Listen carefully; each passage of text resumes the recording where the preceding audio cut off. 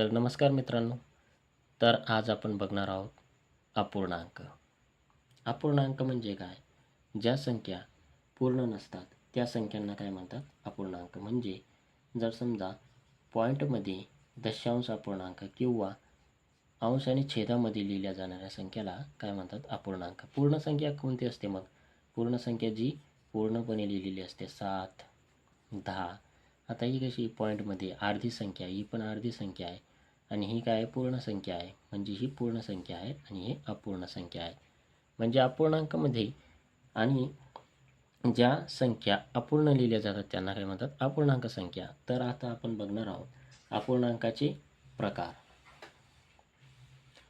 अपूर्णांकाचे 2 प्रकार पडतात. एक म्हणजे पहिला प्रकार म्हणजे पहिला आहे व्यवहारी अपूर्णांक. व्यवहारी अपूर्णांक. आणि दुसरा कोणता आहे? तो म्हणजे दशांश अपूर्णांक. दशांश अपूर्णांक. तर याच्यामध्ये दशांश अपूर्णांकामध्ये कोणती संख्या असतात आणि व्यवहारी अपूर्णांकामध्ये कोणती संख्या असतात? तर ज्या संख्या अंश आणि छेदमध्ये लिहिल्या जातात. आता 1/2 आहे. तर हा जो एक वरचा आहे याला काय म्हणतात? अंश. आणि खालच्या 2ला काय म्हणतात? छेद. बरोबर.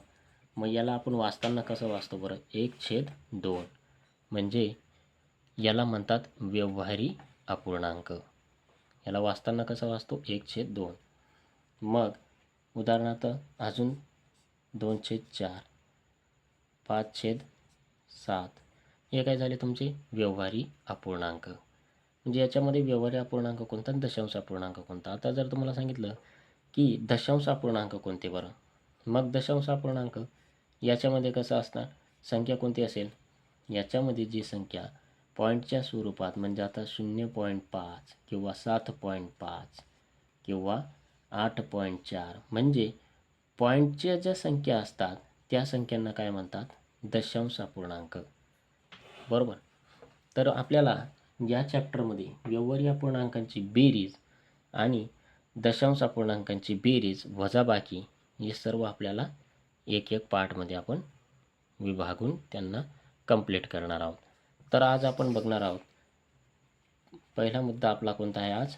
व्यवहारी अपूर्णांक यांची बेरीज.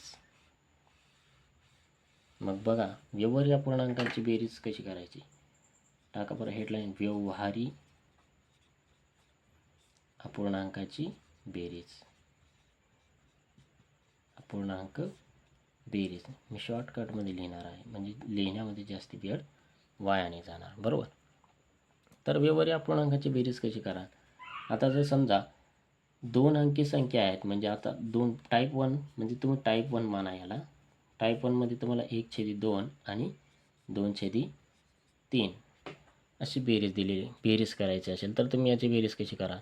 मग याच्यामध्ये काय नाही, सिम्पली याला फक्त एक ट्रिक फॉलो करा आणि दुसरी ट्रिक 3 अंकी संख्यांची बेरीजला करावी लागेल. ती पण आपण तुम्हाला सांगणार आहोत. तर याला फक्त काय तिरकस गुणाकार पद्धत याला म्हणतात. आता 3 आणि 1चा गुणाकार करा. 3 1 3 आणि 2 आणि 2चा गुणाकार करा. 2 2 4 आणि 2 आणि 3चा गुणाकार करा. 6 बेत्रिक 6. आता ही प्लसचं चिन्ह आहे म्हणून ॲज इट इज कसं लिहाल? 3 अधिक 4 आणि खाली काय लिहाल? 2 अधिक आपलं बेत्रिक 6 म्हणजे खाली लिहिला 6 म्हणजे 3 आणि 4 किती झाले? 7. 7/6 हे आपलं बरोबर उत्तर आहे. तर जर समजा तुम्हाला अजून दुसरा प्रश्न दिला की